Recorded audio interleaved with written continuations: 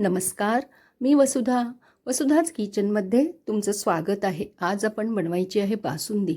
तर ही बासुंदी कशाची बनवायची आहे तर सीताफळाची.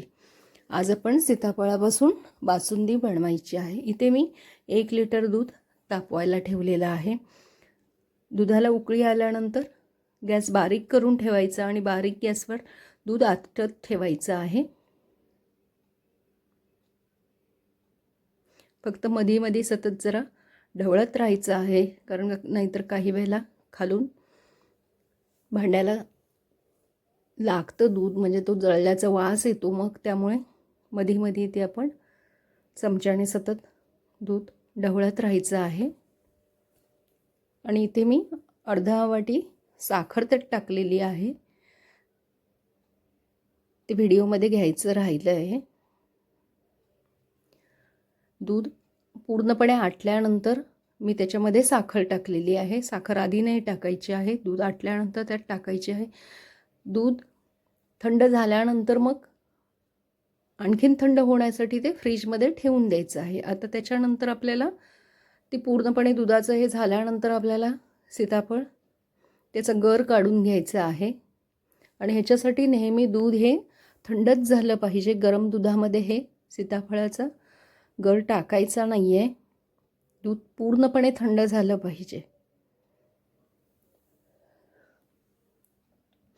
आता हे सीताफळाचं गर काढून घ्यायचं आहे. आणि इथेही आपण जे पुरण वाटतो त्याची ही चाळण आहे. त्या चाळणीवरती याच्यातलं गर हा काढून घ्यायचा आहे.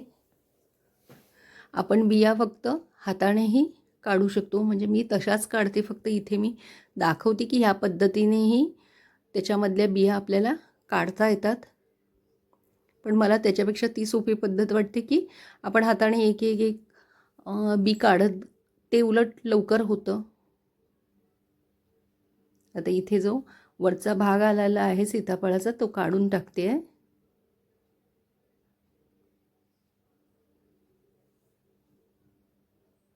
आता इथे नंतर चमच्याच्या सहाय्याने तो गर आपल्याला हे करायचा, म्हणजे त्या बिया बाजूला होतील.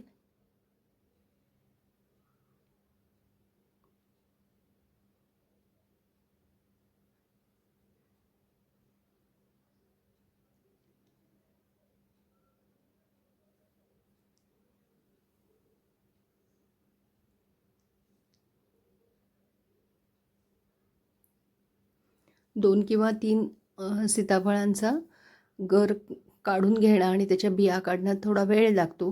त्याच्यासाठी फक्त आपण हे एक सोपी पद्धतीने पटकन कसं काढता येईल अशासाठी फक्त हे मी दाखवत आहे. नाहीतर हाताने सुद्धा ते काढता येतात पटापट. ह्या अशा बिया बाजूला करून काढून टाकून द्यायच्या आहेत.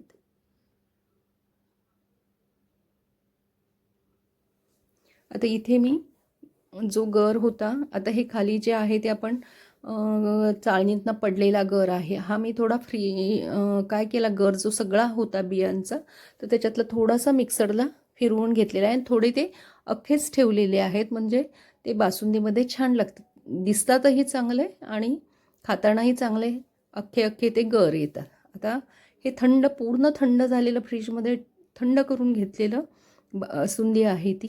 आणि आता त्याच्यामध्ये हा मी मिक्सरला फिरवून घेतलेला गर जो होता सीताफळाचा तो घातला आहे.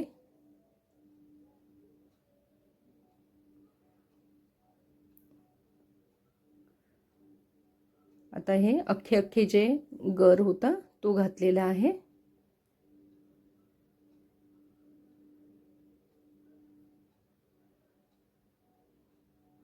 आणि हे जे आहे ते चाळणीतून चाळून जे घेतलेलं होतं गर तो आहे. तुम्ही कोणत्याही एका पद्धतीने नुसतं फक्त हाताने काढलं तरी चालतं. फक्त यात मी 3 वेगवेगळे हे दाखवलेले आहेत, त्याच्यातले कोणत्याही एका पद्धतीने तुम्ही करू शकता. पण थोडेसे त्याच्यामध्ये अख्खे गर ठेवायचे, म्हणजे ते दिसायला खूप छान दिसतं.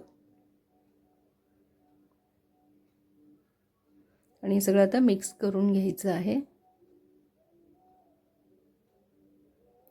आणि आता त्याच्यामध्ये मी हे केशरचं दूध टाकत आहे. हे ऑप्शनल आहे. हे ते चांगलं दिसलं पाहिजे व्हिडिओमध्ये म्हणून मी ते जरासं घातलेलं होतं केशर दुधामध्ये भिजत. तर ते तुम्हाला हवं असेल तर तुम्ही घालू शकता. आणि इथे ह्या गुलाबाच्या पाकळ्या घातलेल्या आहेत. गुलाबाच्या पाकळ्या घालते मी. गुलाबाच्या पाकळ्या आधी काढून घ्यायच्या आणि त्या स्वच्छ धुवून घ्यायच्या 1-2 वेळा आणि मग त्या आपण वापरायच्या आहेत.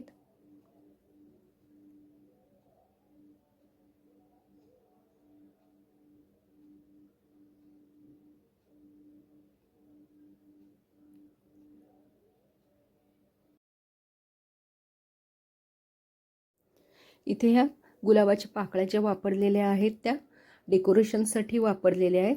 हा व्हिडिओ तुम्हाला आवडला असेल तर व्हिडिओला लाईक आणि शेअर करा. वसुधाच किचनला सबस्क्राईब करा.